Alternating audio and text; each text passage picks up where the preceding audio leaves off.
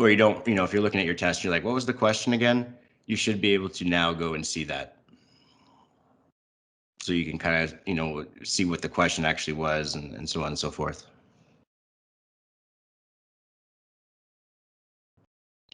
Just to kind of help you out there, is I posted some kind of model solutions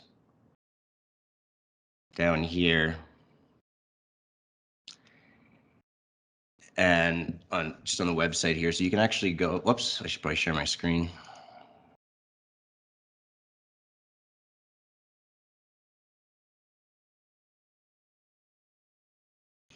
So just on our course page here, I've posted 3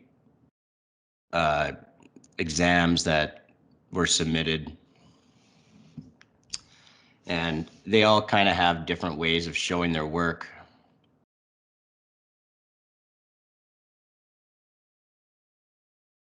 But they're all good ways. So, most of them just kind of followed the classical approach that I taught in class. There's usually a graph somewhere. If you're using Excel for certain calculations, tell me that, right? So I go look at your Excel sheet, see Excel, right? That's the same kind of thing I would do in class, right? This kind of thing you still see me do in the solutions I give, right? You can say see Excel, and then I will go look at your Excel solution. Or you can actually just write in the formula, right? I had also some students do that, because that's the way I kind of presented it to you guys on Monday as well, right? And I've been doing that for a while, where you just actually write, if you're going to use the binomial probability, you could write, what you actually did. Here again, I just went to the Excel paper of the student, but for binomial probability, you could just write equals binom, and then in brackets what values you put in, and that would be good as well. Then you don't need to include your Excel document. Anyways, you can take a look at these things.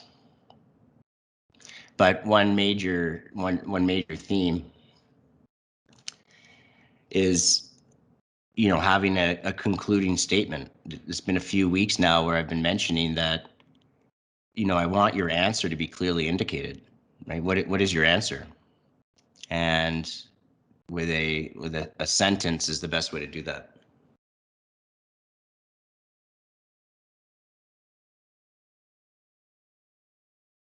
I think I've shown you this trick before, but if you hit the Windows key and then the Shift button and then S, you get what's called a snipe or snip tool.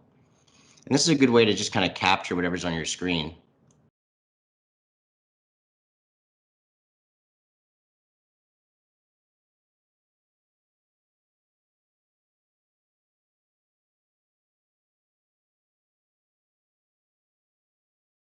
Right, and you can copy and paste, and now you have it forever. Some people did that with their quiz as well. I don't mind. Right, again, everybody's going to have different numbers and different questions. So even if you try and share this on the internet with your friends, you're going to notice that your friends have different questions and with different numbers. So I'm not really worried about you, collaborating too much anyways. But, when you have something like this, you can really kind of just start working through this problem. No, well, we know the weights of garbage. Okay, fine. So we got 62, it's our sample size. All right. So what do we have to do here? Well, let's do this. We're going to go the null hypothesis is always the same with chapter 10 problems. It's that there's no correlation. Why would there be a correlation?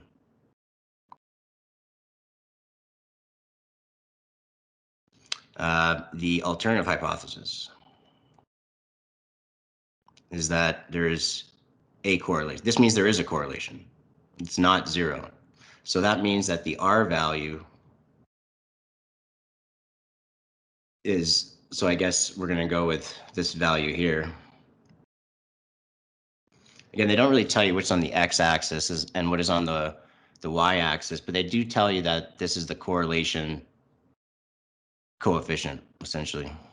It's a confusing way of putting it. I don't really like the way they, but what they're really saying is that the weights correlate at this coefficient.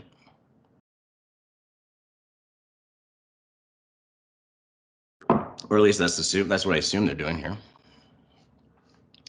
Again, I've never really seen this, and this is kind of a confusing way of writing things, but maybe that's why the student asked the question.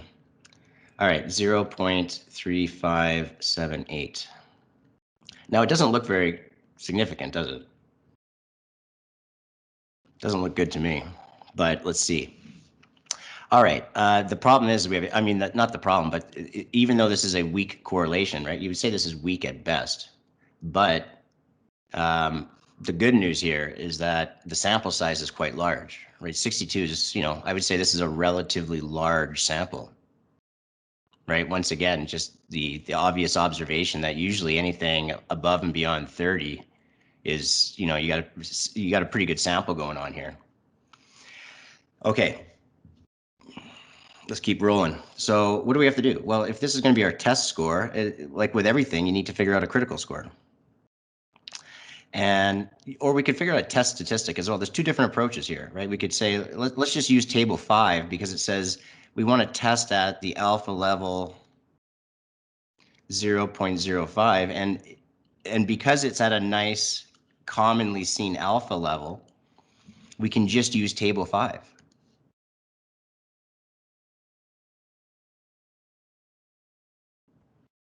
And we'll get a critical score.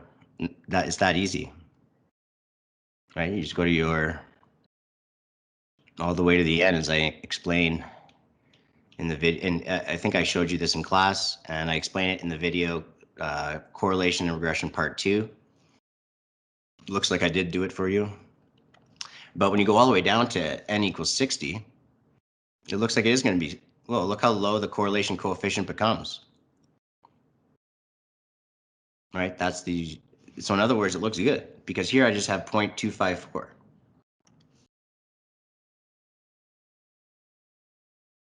If we were testing at 0.01, it gets a little higher, 0.33, as you would expect, right? The criteria increases, so 0.33, but we still make it, right? It would be good at either way. This value here is greater than even at 0.01. And so again, if you want to get marks, I want you to tell me what does all this stuff mean, right? Draw a little graph. It doesn't take a lot of time, but it shows me that you understand what's happening, right? This would be a value of 0, no correlation. And we've just identified 2 critical regions, right? There's one at 0.25, then we have another region at 0.33.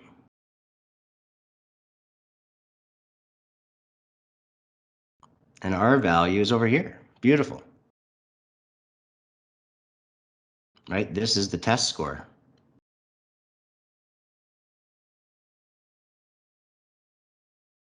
And that's clearly in both rejection zones, right? It's even in this one's rejection zones. It's so rejected.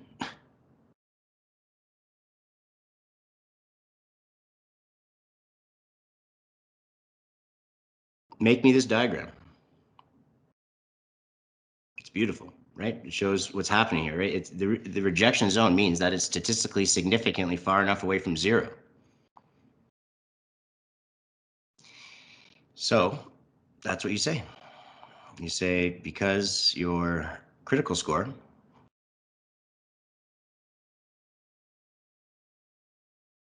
is less than your test score,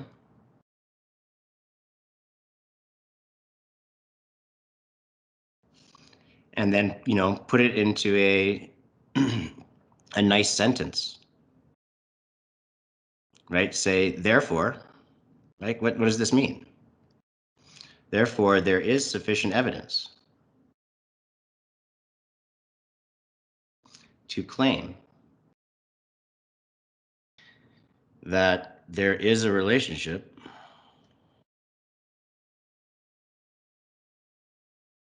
So I kind of even forget what they're asking. Let's go back and see here. My computer froze. Just 1 second. The paired weights. There's a linear relationship between the weights. Oh, I think all they're saying is that, okay, so as you increase the amount of glass that is thrown away, you're also going to increase the amount of paper that is thrown away. I guess. It's kind of a weird thing to be proving, but they're just saying, is there a relationship between the weight of discarded paper and glass? I guess so. So therefore, there is sufficient evidence to claim that there is a significant relationship between the weight of paper and glass.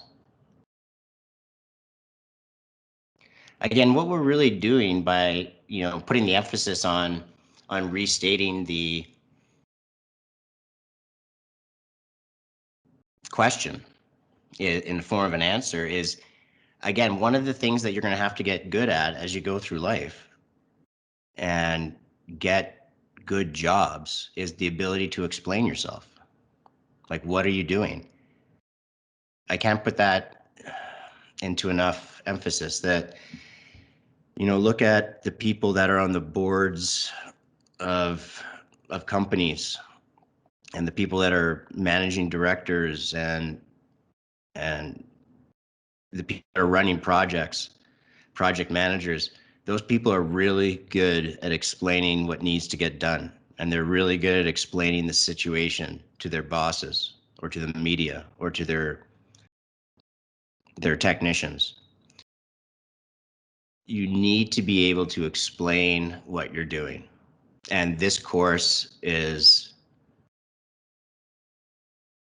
one of the desired outcomes of this course is to be able to do that. I don't know how well I explained that right there, but you get the idea. Therefore, there is sufficient evidence to claim that there is a significant relationship between the weight of glass and metal or paper. And then always restate your confidence. Well, in this case, they only wanted 0.5, but I did both.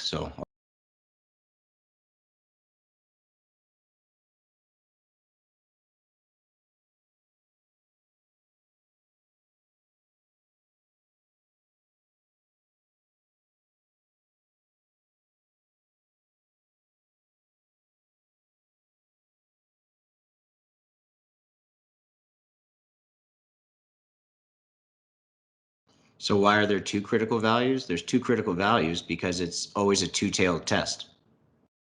Two-tailed tests have two critical values.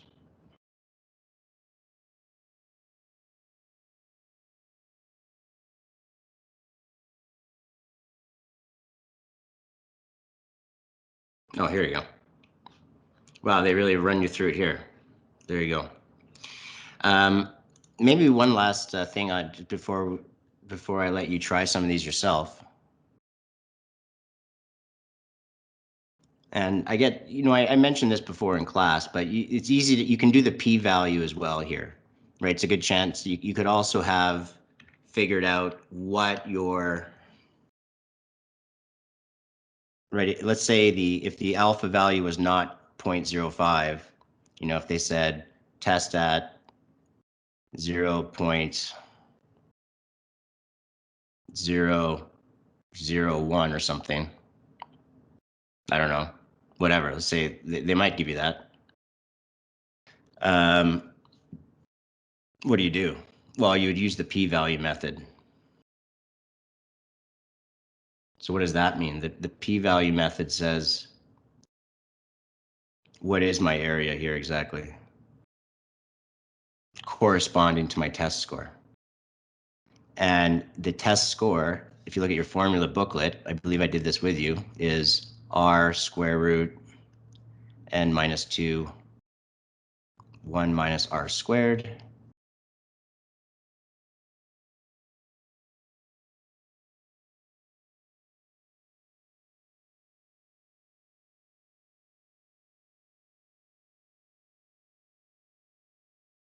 Again, that nice big sample size, that big juicy sample size comes into play here.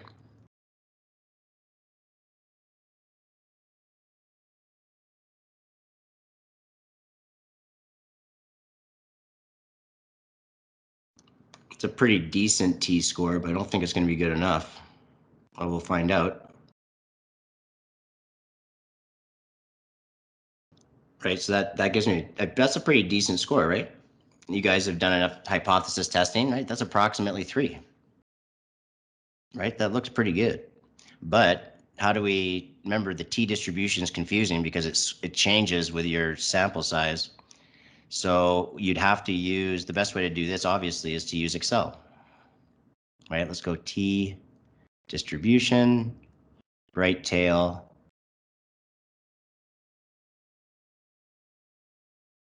and that'll give us this area here.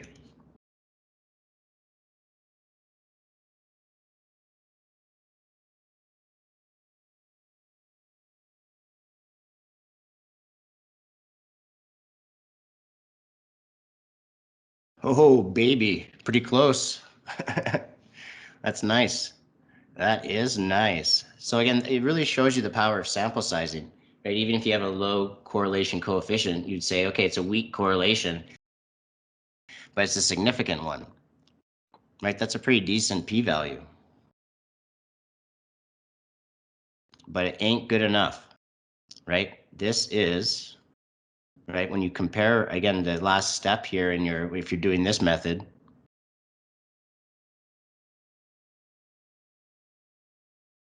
let's call this step 1. Tell me what you're doing. Draw the diagram, right? You can always go back and label, show me where to give you the marks. Be like, right here, Steven, there's the second mark. Here's my third mark. Pretend you were marking it. Be like, that's worth a point. I did something good here, right? You can always go back and label your steps. That's a pretty effective way of doing things. Right here, I show you the calculation. Here, I'm showing you how I actually put it in. Here's the equation I used. And then when you get to 6, you can stop. And that's enough points. And you say, in this case, the p-value is greater than the alpha. And even in this case here, this is a two-tailed testing. So you actually want to be comparing to alpha over 2, right? Because this is a two-tailed test, don't forget. So the area would be distributed on both sides. So, it's much greater than over 2. Therefore, no, you do not reject the hoe.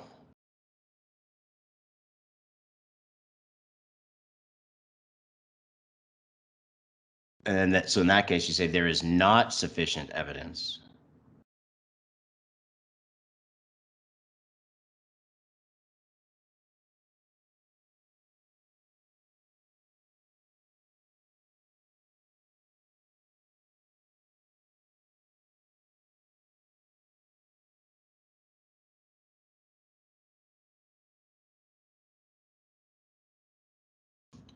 Beautiful. Look how nice that is. All right. Easy to follow. Remember, that's really the thing you want whatever you do in life is make sure that people can follow what you're saying, can follow your arguments, can follow your work, and have some pride in your work. I notice a lot of you are just using a pen and then you just like scratch it out, and then that's sloppy, right? That's if you're going to use a pen, get some whiteout or start over again, or just do what everybody else does in school and they use a pencil and eraser, right? When I was a calculus teacher and we used to teach in person, I wouldn't even accept a paper that was in pen. Okay, so make it clear what's going on. Make it look nice, as if you're submitting it to, well, you are submitting it to somebody, right? You're submitting it to me. I may just be your teacher, but you should, pretend that pretend I'm your employer, right? That's kind of what school is about. Whatever. Say something interesting. Once you start understanding the logic behind some of these processes, you'll find that it becomes more entertaining as well. So you have to wait a while.